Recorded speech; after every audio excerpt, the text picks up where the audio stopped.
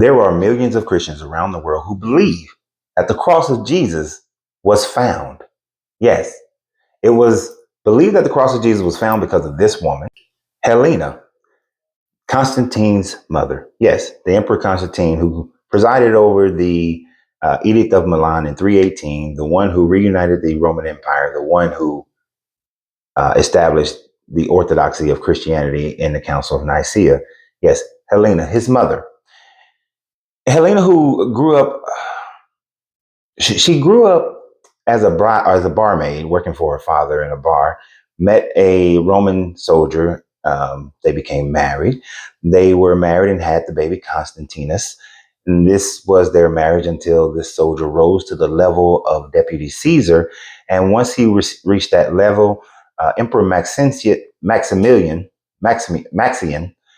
required that he divorce his wife so that he could marry his daughter Theodora, but he kept his son with him. And once Constantine became emperor, Constantine then brought his mother back into the limelight. And in doing so, it is a little bit unclear as to whether or not she was born Christian or if she converted to Christianity, or if Constantine converted her to Christianity, which I doubt, or if she was the one who had Constantine on his deathbed or at post-mortem baptized. But at some time frame of her life, she did become a devout Christian. And in becoming a devout Christian, which is interesting because she had problems with the Bishop of Antioch because she was a supporter of and commemorated Lucian, who was the teacher of Arius. Arius, yes, the Gnostic preacher who riled against the Orthodoxy and the Trinity and the Nicene Creed at the Council of Nicaea. She supported Lucian. She was also a friend with Eusebius of Caesarea, who was also an admirer of Arius. So, although she's venerated in the Catholic Church, the Orthodox Church, the Anglican Church, and so many others, she was actually Gnostic in her viewpoint of Christianity, her theology of Christianity.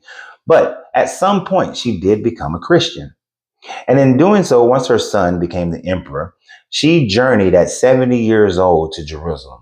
And once she got to Jerusalem, she she built many churches and she helped many people. And one of the churches that she built was the Church of the Holy Sepulchre, which was once a temple to Aphrodite built during the time frame during the Herodian time frame, but she had it demolished. And as the story goes, she found the one true cross. But there's a lot of problems with the story. The first problem is that during this journey, she was most likely accompanied by or met with Eusebius of Caesarea, Caesarea being the administrative point of Judea, but she met with Caesarea according to story. But according to all of Eusebius's writings, he never mentioned her as finding the cross. He talked about her building the temple on top, building the Holy Church of the Sepulchre, finding the rock Golgotha. He talked about her building a nunnery, a place for virgins. He talked about her giving to the city, but yet he fell silent on the idea of her finding the one true cross. And this is also exemplified by another writer at the time frame that is unknown, but there is a writing around 333 CE, sorry, which is called the pilgrimage from Bordeaux, messing that up, of 333 AD. Now, in that pilgrimage, it talks about all the same things that Eusebius talks about in Helena's trek to Jerusalem, except it does not mention finding the one true cross. Now, this was supposedly occurring around 326 CE. And so this would fit because she died somewhere between 329 and 330. The date is somewhat unknown. Eusebius of Caesarea died around 339. So the fact that the first two people to have written about her journey to Jerusalem never mentioned what should have been the most amazing discovery. And although she is considered the saint of broken marriages, divorce, the saint of archaeology, the saint of all these, of love, and all these other things. Uh, her archaeological stories have been exaggerated. And how did that process happen? And this is why we deconstruct from Christianity. But how does this process happen? How do they legendize a character? Well, since Helena died somewhere between 339 and 330, the first time that you actually get an inkling of this story happens in 350. You see, in 350, you have Cyril of Jerusalem, who many of the Christian apologists will accredit for making it a factual story because he tells it. In all actuality, he does not.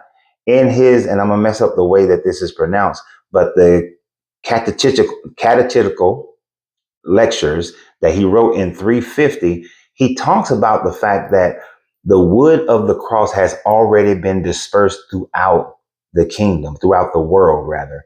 And later on in the letter to the new emperor Constantinus, he makes the claim that the true cross was found during the reign of Constantine. Now, this is a full 20 plus 20 plus years, 30 years later, after the so-called event supposedly happened. So when we're looking at this, there's a lot of time for people to not be able to critique it. And the two people who could be able to critique it, which would have been Helena, which would have been Eusebius, they were dead. So there was no one there to critique Cyril of Jerusalem, who was the bishop in Jerusalem, what his lectures were about. Kind of like how a lot of pastors, there's no one to critique it, and nobody critiques it, but he had no one to critique it. And then later on, his nephew, Galeas, he records it, but his writings are lost to us in the Greek ecclesiastical histories. That has been lost. But Rufinus in 402 then revises the story.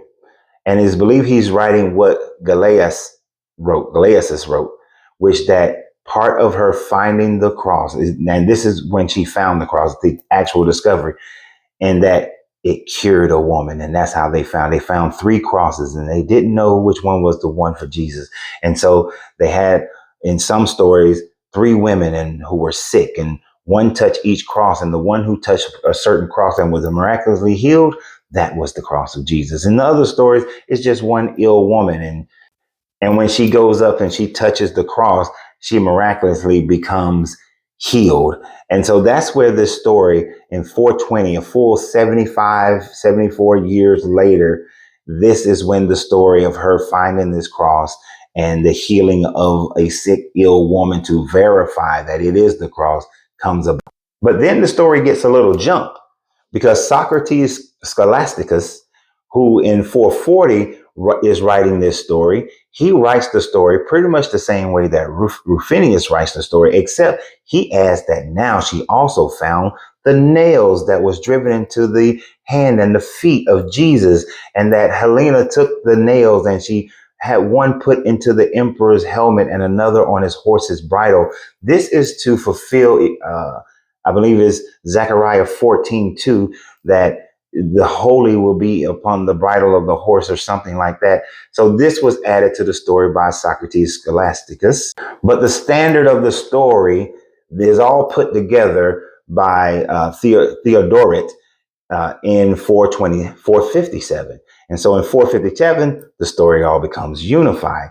But later on, there are some additions where you have one of the Jews who helped her to find the cross, name was Judas. But of course, in the earlier stories, it was Marcusius, but it's Judas. But he then converts to Christianity after seeing the power of the cross, and he becomes the bishop of Jerusalem, to which he was later murdered or martyred. So the story starts to add on and builds and legendize, just like many of these Christian legends have come. And then many pieces were giving out all over the world as political bargaining chips. Like even the Church of Ethiopia got one from the Venetian government as a bartering trip, as well as it going over to England and such.